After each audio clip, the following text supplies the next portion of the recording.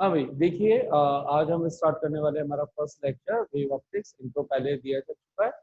So first lecture के अंदर सबसे पहले हम समझते हैं कि जो सारी कहानी हो चुकी थी उसके बाद कि what R wave fronts.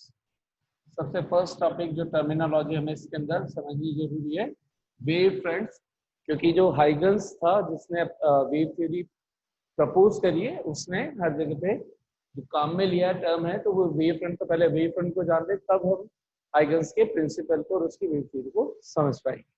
So what is wave front या व्हाट आर वेव फ्रंट्स? तो वेव फ्रंट होते क्या है? बेसिकली वेव का फ्रंट, सिंपल सी बात है, द फ्रंट ऑफ वेव। और फ्रंट का मतलब सामने से कोई चीज कैसी नजर आती है। So basically wave front, wave का फ्रंट, फ्रंट ऑफ वेव। तो अगर कोई चीज सामने से आ रही है तो वो कैसे दिखेगी, तो उसका वो फ्रंट, यानी कि तो वेव जो सामने से चलती हुई आ रही है होगी, वो किस शेप में किस तरह से नजर आएगी, उसको बोला जा रहा है उसका फ्रंट। फॉर एग्जाम्पल आपने देखा होगा कि जब किसी सागर किनारे दिलिये पुकारे पत्थर हाथ में लेके आप उसमें जब डालते हो तो क्या होता है? रिपल्स जनरेट होती है। तो वो रिपल्स का मतलब वो जो वेव जनरेट हो रही है ना, ये इस तरीके से चारों तरफ, ये इस तरीके से। तो ये जो शेप आपको नजर आ रहा है, ये किसका फ्रंट है? इस वाटर वेव्स का फ्रंट है। तो आप क्या बोलोगे कि वाटर वेव्स का फ्रंट कैसा नजर आ रहा है? सर्कुलर शेप जो नजर आ रहा है। ठीक, तो ये तो हुआ कि पहले तो इसका बेसिक मीनिंग समझा। अब इसको बोलेंगे कैसे कि ये तो ऐसे बार बार दिखेगा करेगा, तो कैसे? अगर हमें ड्रॉ करना होगा तो how do we draw the wave front? तो इसमें क्या होगा, किसी के थ्रू समझते, इसके अंदर जैसे ही हम कोई स्टोन इसके अंदर डालते हैं, आपने 11th क्लास के अंदर पढ़ा होगा कि यहाँ पर कंटिन्यूएशन के अंदर crest and troughs and crest and troughs इस तरह से बनते। तो ये जितने भी क्रेस्ट है और जितने भी ट्रफ्स है, ठीक है, इनके अंदर खासियत क्या होती है? Crest are the having the maximum displacement and troughs are having the minimum displacement। और होते दोनों ही, एक तरह से बोला जाए तो maximum displacement in opposite direction, ऐसे भी बोल सकते हो। तो इस तरीके से अगर मैं एक जनरल वेव को रिप्रेजेंट करूं, आप 11th ग्रेड के अंदर पढ़ के आए होंगे, तो इन पॉइंट्स को क्या बोला जा रहा है? क्रेस्ट। और ये जो गड्ढे वाले पॉइंट है इनको क्या बोल रहे हैं? ट्रफ्स। तो वेव फ्रंट किस तरीके से बोला गया, किस चीज को वेव फ्रंट बोला जा रहा है यहाँ पर, कि किसी भी वेव का के वो पॉइंट्स का लोकस जो सभी के सभी सेम फेज में हो। तो उन सभी सेम फेज वाले पॉइंट्स को अगर आप लेकर के उनका लोकस निकाल लो, लोकस का मतलब the collection of all such points which are having in the same phase of a wave is called the wavefront. So wavefront is the collection of continuous points, or it is the locus of continuous points of all such points present on the wave which are having in the same phase। same phase का मतलब क्या है कि देखिए, अगर ये कौन था बे? जैसे अगर ये मैक्सिमम डिस्प्लेसमेंट है क्रेस्ट का, तो इसमें ये भी मैक्सिमम डिस्प्लेसमेंट। इसका मतलब फर्स्ट पॉइंट जब यहाँ मिल रहा है तो उसके बाद यहाँ मिल रहा है, फिर यहाँ मिल रहा है, फिर यहाँ मिल रहा है। तो जब इनको आप लोकस ले लो, इनको ज्वाइन कर दो, तो जो शेप नजर आएगा उसको बोला जाएगा इसके क्रेस्ट का वेव फ्रंट। ठीक इसी तरह से अगर मैं ट्रफ्स की बात करूं, तो ट्रफ्स का ये पॉइंट, ये ट्रफ का पॉइंट, ध्यान से देखें तो इस पे टेंजेंट ड्रॉ करूं तो इसकी टेंजेंट इस डायरेक्शन में, इसकी भी टेंजेंट इस डायरेक्शन में। यानी कि इस पार्टिकल की जो ऑसिलेट हो रहा होगा, वाइब्रेट कर रहा होगा, उसकी डायरेक्शन अगर इधर मूव कर रही है इस तरीके से, तो इसकी डायरेक्शन हम कैसे बताते हैं? टेंजेंट ड्रॉ करके। तो अगर टेंजेंट सभी की डायरेक्शन सेम हॉरिजॉन्टल एक्सिस की तरफ है, तो हम क्या बोलेंगे? The points of the troughs are in the same phase. Similarly these points all crest points are in the same phase, क्योंकि इनकी डायरेक्शन में ना हो तो ये आएगी, ये आएगी, ये आएगी। ठीक है। सो ऐसे पॉइंट्स का कलेक्शन जो सभी के सभी सेम फेज के अंदर लाई कर रहे हो, ठीक है, उन सभी का अगर कंटिन्यूअस लोकस बना लिया जाए तो जो शेप मिलेगा उसको उस वेव का फ्रंट कहते हैं। ठीक है, ये तो इसकी डेफिनेशन। अब थोड़े से अभी भी आप लोग कंफ्यूज होंगे कि सर अभी भी ढंग से समझ में नहीं आया, तो देखिए यहाँ पर सबसे पहले हम बात करते हैं पॉइंट सोर्स की, ठीक है, कि पॉइंट सोर्स के लिए हमें उसका वेव फ्रंट बनाना है सर। तो पॉइंट सोर्स के लिए आप माइंड में एज्यूम करो एक छोटी सी एलईडी जो हवा में हैंग हुई हुई है किसी भी तरीके से। ये मान लो कि कोई हमारे पास मैजिक ट्रिक है, हमने उसको हवा में रख के जला रखा है, ग्लो करवा रहे हैं, ठीक है, और वो चारों तरफ से गोल है, यानी कि ये आप मान लीजिए ये है एक ऐसी एलईडी बल्ब जो बिल्कुल चारों तरफ से गोल है, स्फेरिकल है। तो इससे लाइट किस डायरेक्शन में एमिट होगी? तो अगर ये पॉइंट सोर्स है तो इससे लाइट इस डायरेक्शन में भी जाएगी, इस डायरेक्शन में भी जाएगी, इस डायरेक्शन में भी जाएगी, इस डायरेक्शन में भी जाएगी, इस डायरेक्शन में भी जाएगी, इस डायरेक्शन में भी जाएगी, इस डायरेक्शन में भी जाएगी, इस डायरेक्शन। इसका मतलब हम ये बोल सकते हैं कि जो लाइट है वो 3D के अंदर, ये तो बोर्ड पर 2D नजर आ रहा है, 3D के अंदर अगर ये पॉइंट यहाँ पर है, ये वाला, इस जगह पे मैं अपना पॉइंट बोल दूं, इस पॉइंट को समझिएगा, तो इस जगह से ये भी जा रही है, ये भी जा रही है, ये भी जा रही है, ये भी जा रही है, इधर ऊपर नीचे सब दाएं बाएं चारों तरफ। तो जो शेप मिलने वाला है वो मुझे कैसा मिलने वाला है? यहाँ पर चारों तरफ एक कैसा, सर्कल या स्फेयर? बोलिए। स्फेयर। स्फेयर। ठीक। अब इसमें स्फेयर भी जो मिलेगा उसमें अगर एक स्पेशल टाइप का स्फेयर लें, इसका मतलब अगर इस पॉइंट से एक पर्टिकुलर टाइम बाद पूछूं तो इससे जो भी लाइट रेज निकल रही है वो एक साथ निकल रही है, और हर एक की स्पीड कितनी है? Speed of light is equal to c 3 into 10 to the power 8 metre per second. Let suppose अगर मैं पूछूं कि ये इसमें से कहीं पे भी किसी भी जो भी ये लाइट यहां से निकलना स्टार्ट कर रही है, लाइट रेडिएशन, तो वो टी टाइम बाद कहां पहुंचेगी? सो आफ्टर टी टाइम जो डिस्टेंस ट्रेवल की जाएगी उसको कैसे निकालेंगे? Speed is equal to distance upon time, तो distance is equal to speed into time, speed है c और t, इसका मतलब c इंटू टी। अब मैंने कहा कि यहां से इस O पॉइंट से d डिस्टेंस के बराबर ये लाइट ट्रेवल होगी, तो मान लिया मैंने कि ये अगर d है तो इसके बराबर ही d यहाँ पे होगा, इसके बराबर ही d यहाँ पे होगा, और ये सभी कितनी है? ct ct ct। फिर ये यहाँ होगा, फिर ये यहाँ होगा, फिर ये यहाँ होगा, ये यहाँ होगा, यहाँ होगा, यहाँ होगा। अब आप खुद सोचो, क्या सभी के सभी टी टाइम बाद सभी ने इक्वल डिस्टेंस ट्रेवल करी है या नहीं करी? इससे बिल्कुल ये क्लियर है, नहीं करी, क्योंकि स्पीड सभी पॉइंट्स के लिए लाइट की स्पीड सेम रहेगी, और टाइम अगर हमने कह ही दिया कि टी टाइम बाद 5 सेकंड बाद निकलने वाले जितने भी रेडिएशन है वो कहाँ पे मिलेंगे? तो वो सीटी डिस्टेंस में मिलेंगे, इसका मतलब सभी के लिए सीटी डिस्टेंस सेम है। तो अगर इन पॉइंट्स को अब अगर मैं ज्वाइन करूंगा इनके लोकस को लेकर के, जो कंटिन्यूएशन के अंदर है, जो जहां खाली जगह बची वहां पे भी रेडिएशन है, ठीक है, तो बताइए मुझे कैसा शेप मिलने वाला है? स्फेरिकल। स्फेरिकल। तो ये देखिए, ये मैंने कंटिन्यूअस लोकस इनका ज्वाइन कर दिया, और जो शेप मुझे मिल रहा है वो बिल्कुल स्फेरिकल शेप मिलेगा। तो हम ये बोल सकते हैं कि सभी के सभी पॉइंट्स यहाँ पर सीटी डिस्टेंस पर है, तो सभी की डायरेक्शन या जाने की टेंडेंसी, सभी के सभी जो वाइब्रेशन दे रहे होंगे वो सभी अपने अकॉर्डिंग सेम डायरेक्शन के अंदर जा रहे होंगे, यानी कि सभी के सभी इन फेज बोले जाएंगे। इसके अंदर निकालते हैं, वेव के अंदर निकालते हैं इस तरीके से। कैसे? जैसे इस पॉइंट पर अगर मुझे फेज चेक करना है तो मैं क्या करूंगा? ड्रॉ, एक टेंजेंट ड्रॉ करूंगा, वो टेंजेंट जितना एंगल बना रही है वो इसका फेज एंगल। फिर अगर मुझे देखना है कि इसके रेस्पेक्ट में मुझे सेम कहां पे मिलेगा, तो किसी ने देखा कि यार ये यहाँ पे ऐसे था, इस वाले पोर्शन में ऐसे था, तो ऐसा पोर्शन तो ये भी है, तो ये भी तो हो सकता है। नहीं, ये देखो आप ये बनाओगे तो ये एंगल हुआ, जबकि हम तो ऊपर वाले एंगल की बात कर रहे थे। तो फिर से दूसरा एंगल कहां पे आएगा? एग्जैक्टली इसी पॉइंट पर, और यहाँ पे आएगा। इसका मतलब मैं बोलूंगा ये ए पॉइंट और ये बी पॉइंट, ये दोनों पॉइंट इन फेज है, ना कि ये, ठीक। फिर इसी तरह से अगर बात करेंगे तो इसका ये पॉइंट सेम फेज में होगा। इसी तरह से हर एक पॉइंट के रेस्पेक्ट में इन फेज वाले पॉइंट्स डिफरेंट डिफरेंट होंगे। तो ये पॉइंट और ये पॉइंट आपस में सेम फेज में होंगे।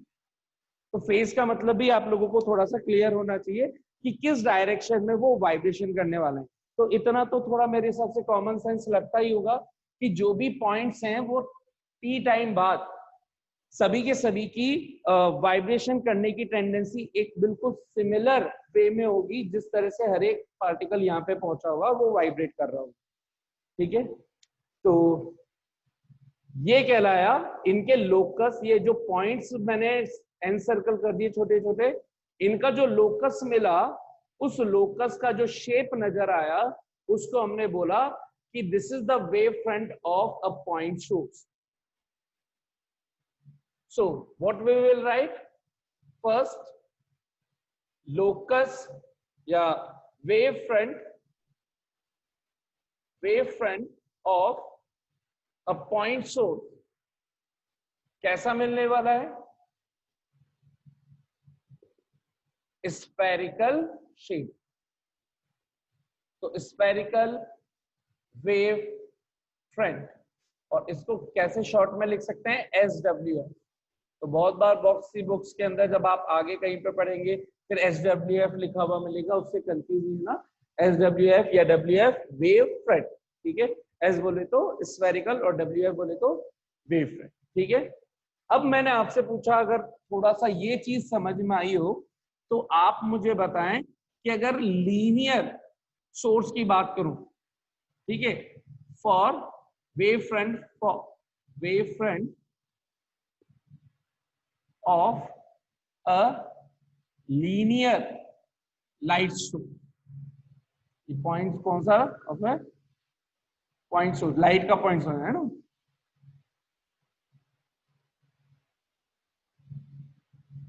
लाइट की बात चल रही है सबको, तो आप कैसे समझेंगे इसको?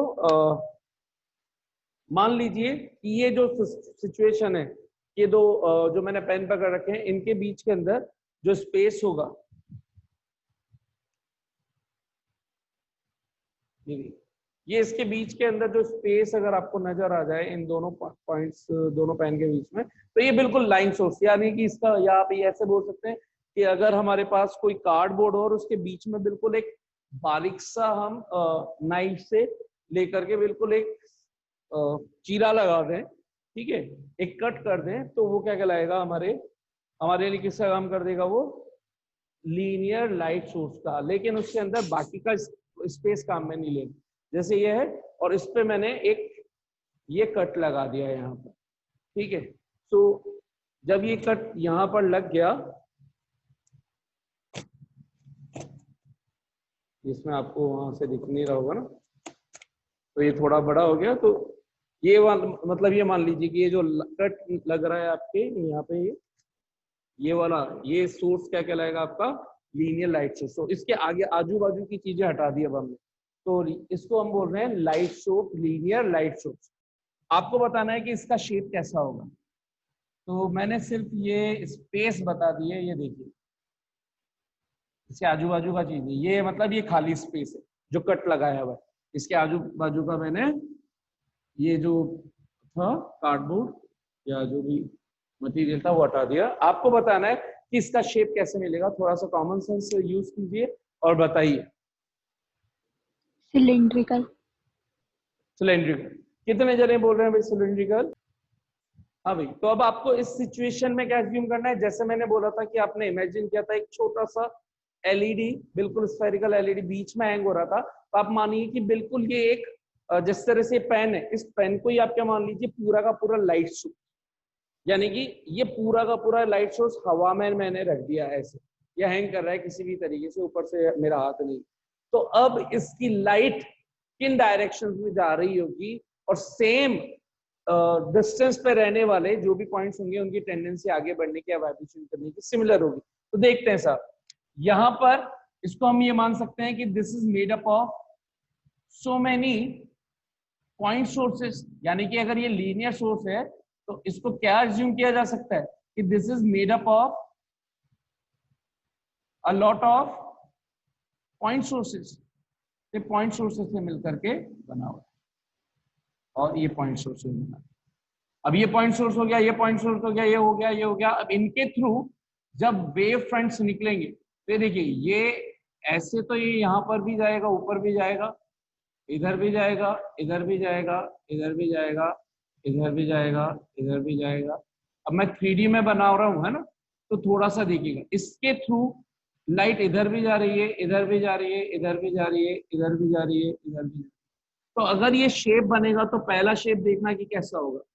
पहले के अकॉर्डिंग एक तो इस पर ये चारों तरफ इसकी लाइट बिल्कुल सेम डायरेक्शन के अंदर 3D के अंदर है ना, ये चारों तरफ इक्वली डिस्ट्रीब्यूट होगी, फिर इसके कारण भी इक्वली डिस्ट्रीब्यूट होगी, फिर नीचे वाले के कारण भी इक्वली डिस्ट्रीब्यूट होगी।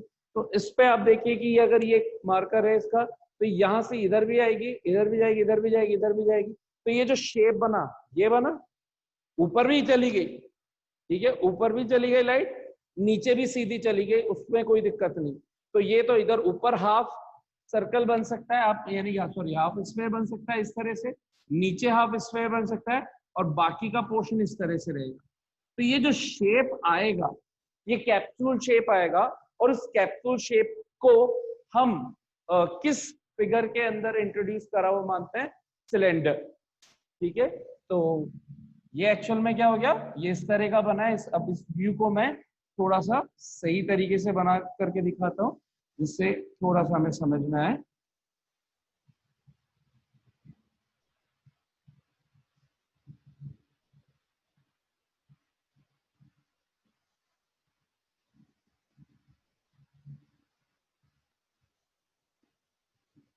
तो ये लाइट इधर भी गई, इधर भी गई, इधर भी गई, इधर भी गई, इधर भी गई। इसी तरह से इसके भी ये चारों तरफ बनेगा। तो इससे लाइट इधर भी गई, इधर भी गई, इधर भी गई, इधर भी गई, इधर भी गई। इस तरह से हर एक पॉइंट सोर्स अपने चारों तरफ एक सर्कुलर शेप बना करके चलेगा। सर्कुलर इसलिए बोल रहा हूं क्योंकि हर एक के ऊपर एक पॉइंट सोर्स लाई कर रहा है, ठीक है। तो वो क्या करेंगे, जो एक कंटिन्यूअस शेप दिखेगा आपको, वो कैसा दिखेगा, इधर भी जा रहा है, इधर भी जा रहा है, इधर भी जा रहा है, इधर भी जा रहा है, इधर भी जा रहा है। तो इनका ये जो शेप नजर आएगा एक दूसरे पर ओवरलैप होता होता होता, तो इनके ये वाले पॉइंट्स ध्यान से देखें, चारों तरफ, केवल ऐसे साइड के नहीं, चारों तरफ। यानी कि आप ये मान लीजिए पेन था, और इस पेन को अगर मैं इसके अंदर इंसर्ट कर दूं, ये इसका स्फेरिकल, ये इसका क्या बन गया, लाइट सोर्स। तो पेन से ये जो निकली है ये इतनी सी निकल रही है, और ये देखिए ये जो मैंने कैप फिट कर दिया, तो ये इसका क्या बन जाएगा, वेव फ्रंट। तो हर एक डिस्टेंस पर चारों तरफ इसके जो पॉइंट्स हैं, इधर इधर इधर, इन सबका लोकस ले लूं तो ये दिखेगा सेम फेज वालों का, इधर इधर इधर इधर इधर इनका ले लूं तो ये दिखेगा। तो चारों तरफ से अगर टेंजेंट्स को मैं ज्वाइन करता जाऊं तो एक ऐसा शेप चारों तरफ मिलेगा। तो ये कैसा शेप दिखेगा, थे सारे के सारे स्फेयर, लेकिन सब स्फेयर्स की जब सेम पॉइंट का लोकस लूंगा तो कैसा नजर आ रहा होगा, बिल्कुल एक चारों तरफ से सिलेंडर, ठीक है। और ये ऊपर का आप चाहो तो ये शेप बात ऐसे कर सकते हो, लेकिन इसके अंदर शेप को नाम क्या दे रहे हैं, भले ये कैप्सूल नजर आ रहा है, मेन नाम क्या देते हैं हम इसको, सिलेंड्रिकल वेव फ्रंट, ठीक है। So wave front of a linear light source will be क्या considered as cylindrical wave front. ठीक इसी तरह से एक और थर्ड टाइप का होता है, यानी कि बेसिकली जो हमें स्टडी करने 3 टाइप्स के वेव फ्रंट्स स्टडी करने, उनमें से 2 तो मैंने बता दिए, थर्ड है प्लेन वेव फ्रंट, और बाकी के फिर जितने भी होंगे ऐसे सर्कुलर वेव फ्रंट भी होगा, ऑब्वियस सी बात है। तो प्लेन के अंदर देखेंगे तो सर्कुलर में आ जाएगा। सो थर्ड है प्लेन वेव फ्रंट। अब आप सोचो कि ये धीरे धीरे धीरे धीरे धीरे ये बढ़ता जा रहा है, ये बढ़ता जा रहा है, ये बढ़ता जा रहा है, ये बढ़ता जा रहा है। तो इसको अब मैं थोड़ा बोल्ड करना स्टार्ट करता हूँ, बोल्ड करना स्टार्ट करता हूँ। इसके स्पेस ये नजर आएगा। अब अगर मैं किसी एक सेम पोर्शन को ले लूं, इतने हिस्से को ले लूं, तो इतने हिस्से में जो भी पॉइंट लाई कर रहे होंगे इसके, ये वाले, ये वाले, ये वाले, ये वाले, ये वाला, क्या ये जैसे जैसे आगे बढ़ रहा है, इसका कर्व अभी इतना था, इसमें कर्व इतना सारा कर्व था, फिर ये कर्व धीरे धीरे धीरे धीरे कम होता जा रहा है। और अगर मैं बोलूं कि बहुत दूर की बात करूं, तो क्या यही लाइन ऑलमोस्ट स्ट्रेट नजर आएगी? यस और नो? और एक लेवल के बाद सभी के सभी स्ट्रेट प्रोपगेट होना स्टार्ट कर देंगे? यस और नो? जल्दी बताइए, ये चीज समझ में आई क्या? Yes sir. ठीक है यस सर। सर ठीक। तो अब इनको अगर इनका देखें तो ये इस तरह से 3D में बढ़ रहे हैं, तो 3D के अंदर इन्हीं को हमने क्या नाम दे दिया है? Plane wave front. क्या नाम दे दिया है? Plane wave front. सो अगर चाहे इसकी बात करूं चाहे इसकी, अब इसको भी अगर आप देखोगे तो ये बहुत दूर जाने के बाद क्या हो जाएगा? एक इसका कर्व जो है वो इधर इधर खत्म होता जाएगा और इनका जो है वो तो फ्लैट चल ही रहा है। इसको भी अगर आगे आप बढ़ाते जाओगे चारों तरफ हर डायरेक्शन के अंदर, तो ये भी बिल्कुल फिर फाइनली जाकर के फ्लैट हो जाएंगे, फ्लैट हो जाएंगे, फ्लैट हो जाएंगे। और अगर एक सेम टाइम ले लूं तो हर पॉइंट के बीच की डिस्टेंस सिमिलर टाइमिंग के लिए, अगर टी टाइम बोलूं तो हर एक d is equal to C T distance ही ट्रेवल करेगा। इसका मतलब इन दोनों के हर एक वेव फ्रंट्स के बीच का गैप भी हमेशा सेम इक्वल गैप बना हुआ रहेगा। तो ऐसे वेव फ्रंट्स को बोलते हैं क्या? Plane wave front. तो थर्ड टाइप है हमारा PWF, प्लेन वेव फ्रंट, और it is obtained after taking or after considering the wavefronts of spherical or cylindrical when the light source is far away from the observing point.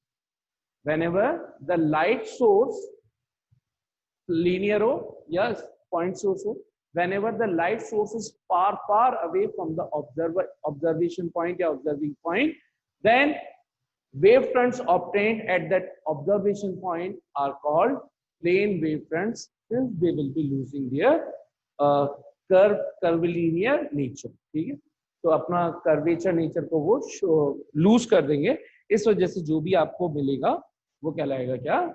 Plane wave. How many of you understood these kind of things?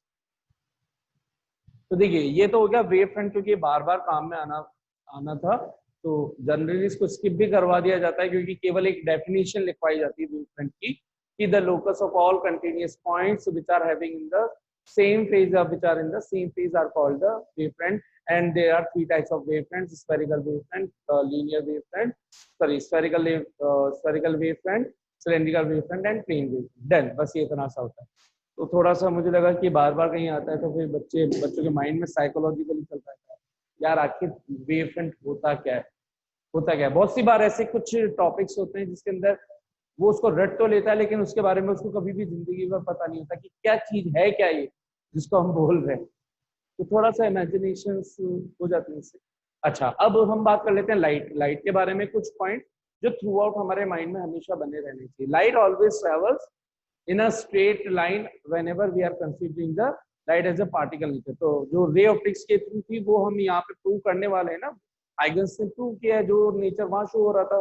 तो जो ray optics में validation चल रहा है वो यहाँ पे भी करना पड़ेगा। तो हमने बोला कि लाइट जो है वो हमेशा स्ट्रेट लाइन के अंदर ट्रैवल करती है, हमेशा उसकी स्पीड 3 × 10⁸ मीटर पर सेकंड होती है। It does not require any medium to travel, that means it can travel in the medium. अच्छा, बहुत से को ये कंफ्यूजन होता है कि सर ये मीडियम में तो ट्रैवल ही नहीं, मतलब इसको मीडियम की तो जरूरत ही नहीं, तो फिर हमारे तो एटमॉस्फेयर में तो मीडियम है, उसमें कैसे ट्रैवल करेगी? It does not require medium to travel का मतलब है कि अगर मीडियम नहीं है तो भी ट्रैवल कर लेगी और मीडियम होगा तो भी ट्रैवल कर लेगी। इसका मतलब ये नहीं कि मीडियम होगा तो ट्रैवल नहीं करेगी। तो ये दो तीन मतलब कुछ स्टूडेंट्स ने ऐसे पूछ रखे हैं ऐसे क्वेश्चन, इसलिए मैं बता रहा हूँ आपको ये चीज।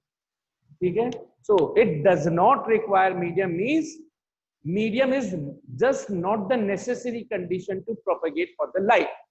ठीक है, for the propagation of light.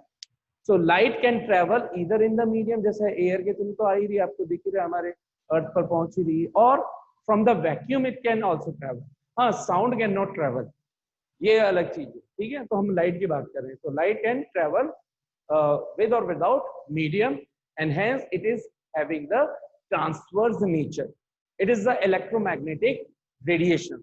ठीक है, जिसके अंदर इलेक्ट्रिक फील्ड और मैग्नेटिक फील्ड दोनों एक दूसरे के परपेंडिकुलर होते हैं, और लाइट इनकी परपेंडिकुलर डायरेक्शन में, अगर ऊपर इलेक्ट्रिक फील्ड हो इधर मैग्नेटिक फील्ड हो तो लाइट की प्रोपोर्शन, यानी कि वाई में अगर ई मान लू इलेक्ट्रिक फील्ड, जेड में मान लू मैं मैग्नेटिक फील्ड, तो लाइट हमेशा एक्स डायरेक्शन में ट्रैवल करेगी। तो इलेक्ट्रोमैग्नेटिक फील्ड रेडिएशन होती है। ठीक है, अच्छा अब यहाँ पे बात करते हैं, ये तो हुआ इसके बारे में, लाइट के बारे में। अब बात करते हैं यहाँ पर रे। तो इसमें रे में जब वेव ऑप्टिक्स पढ़ने वाले हैं तो उसके अंदर रेज को वेव से कैसे रिलेट करेंगे, तो ध्यान से देखना है। ये जो हमने पहले शुरू में सीखा, ये किस बेस पे सीखा, ये जो मैंने लाइंस बनाई है ये किसको शो कर रही है, लाइट की रेस को ही तो शो कर रही है, जो आप बचपन से पढ़ते हुए आ रहे हो। तो ये कौन से नेचर को शो करा हुआ माना हमने, पार्टिकल नेचर। जो लाइंस मैं बता रहा हूं तो वो लाइंस ही एक्चुअल में क्या शो कर रही है, रेस को, एरो उनकी प्रोपेगेशन की डायरेक्शन को।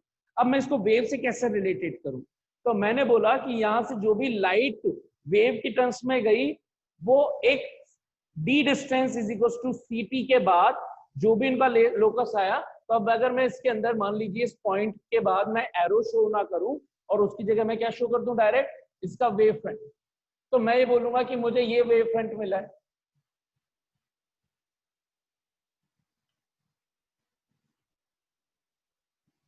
ये वेव फ्रंट मिला है मुझे किसी पॉइंट सोर्स का टी टाइम बाद, यहां से ये डिस्टेंस ct और उसके बाद मुझे ऐसा कुछ मिला है, और फिर से नेक्स्ट ct डिस्टेंस के बाद मुझे कुछ लोकस ऐसा मिला, यानी कि इसमें अब मैंने बिल्कुल भी शो नहीं किया क्या, रेस को। लेकिन अगर कंडीशन रेस को और इससे रिलेट करूं तो ध्यान से देखें, इससे रेज बनानी हो तो क्या ये rays always perpendicular to the given wave front, this is first wave front, this is point source, और उसके बाद का ये स्मॉल वाला स्फीयर फर्स्ट वेव फ्रंट कहलाया है, ये वाला सेकंड स्फीयर कहला रहा है। और ध्यान से देखें तो रेज की टर्म्स में निकालें तो रेज ऐसे ही पास होती है, बिल्कुल ऐसे ऐसे ऐसे। तो क्या ये रेज एक्चुअल में हमेशा क्या इन स्पेस पे परपेंडिकुलर है, यस और नो एवरीवन, जल्दी बोलिए। Yes sir, yes sir. तो क्या मैं ये बोल सकता हूं इस वाले फिगर को देखते हुए कि light rays are always perpendicular to the given wave fronts, जो भी वेव फ्रंट मिलेगा उसके हमेशा परपेंडिकुलर होती है लाइट रेज। तो मैंने एक रिलेशन एस्टेब्लिश कर दिया वेव थ्योरी के अंदर वेव्स वाली लाइट में और पार्टिकल नेचर वाली लाइट में, कि लाइट रेज का मतलब particle nature are perpendicular to the surface of wave front, जो भी उसकी वेव फ्रंट है उसकी सरफेस के परपेंडिकुलर होगा। वेव फ्रंट किससे मिलकर के बना है, वेव्स, तो light rays are perpendicular to the waves. ठीक, अच्छा क्या ये इसमें वैलिड है या सब में, तो ध्यान से देखें, ये देखिए ये लाइट का नेचर है, ये रेज है और ये इसका वेव फ्रंट है। तो देखिए यहां से ये बाहर निकल रही है, बाहर निकल रही है, बाहर निकल रही है। क्या यहाँ पे भी सिलेंडर के अंदर कहीं से भी पूछूं, ये लाइट यहाँ से आ रही है, यहाँ से आ रही है, आ रही है, तो ये जो शेप बन रहा है, ये सर्कल सर्कल सर्कल सर्कल बन रहे हैं, जो डिस्क बन रहे हैं, उसके हर एक पॉइंट पर अगर लाइट ऐसे निकल रही है, ऐसे निकल रही है, ऐसे निकल रही है, ऐसे निकल रही है, ऐसे निकल रही है, क्या ये लाइट हमेशा उसके वेव फ्रंट पर परपेंडिकुलर होंगी, यस और नो एवरीबॉडी? यस सर, तो इसका मतलब सिलेंड्रिकल के अंदर भी वैलिड है। यहाँ पे देखो तो क्या मैंने इसको जब आगे बनाया तो क्या यहाँ पर यही लाइट वेव्स रेडिएशन ऐसे ही निकल रहे हैं क्या, देखिए इसी को तो पहुंचा रहे हैं हम, यहाँ से जो निकलती ये ऐसे, ये ऐसे, ये ऐसे, और इनका कुछ छोटा मोटा हिस्सा हमने ले रखा है। और फिर ये आगे जाकर के आप सोचिए कि जब बहुत दूर हो जाएंगी तो दूर से आने वाली सभी रेस, इनफाइनाइट से आने वाली सभी रेस क्या होती हैं एक दूसरे के, एवरीबॉडी पैरेलल। पैरेलल। तो इतना ये चीज समझ में आया क्या कि जो स्फीयर से ये जो रेडिएशन से निकल रहे थे ऐसे, जो अभी तो कॉनिकल शेप में दिख रहे हैं, लेकिन जब इनफाइनाइट से आ रहे होंगे तो यही क्या कंसीडर किए जाएंगे, सभी के सभी, कितने भी बड़े हों, इनफाइनाइट से बहुत दूर से आएंगे तो सभी के सभी compulsory parallel.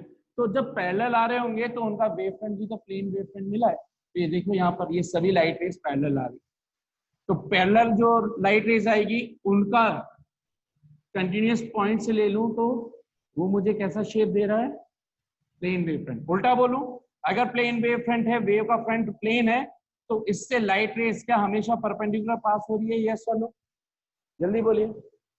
Yes sir, yes sir. क्या एक जनरल रिलेशन हमने एस्टेब्लिश कर दिया कि light rays are always perpendicular to the surface of wave front. यहां तक सभी को कहानी क्लियर है अच्छे से?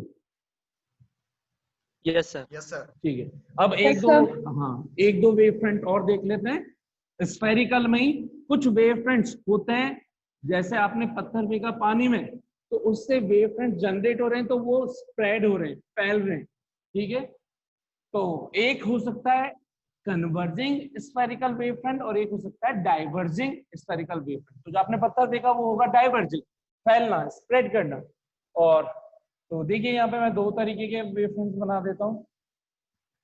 ये जो वेव फ्रंट हो रहा है इस डायरेक्शन, इस डायरेक्शन, इस डायरेक्शन में अगर आगे बढ़ रहा है ऐसे, तो ये तो हो गई रे की डायरेक्शन, और रे हमेशा क्लियरली, और ये हो गए इनके कॉरेस्पॉन्डिंग वेव फ्रंट जो हमेशा इक्वी डिस्टेंस, इक्वल फेस के अंदर लाई कर रहे हैं सेम टाइमिंग के बाद।